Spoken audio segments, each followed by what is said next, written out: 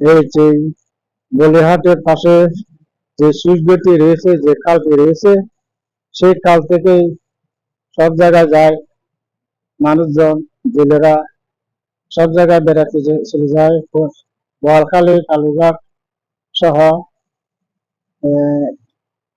হালদা নদী, যে যেখানে যেতে চায় এখান থেকে যেতে পারে।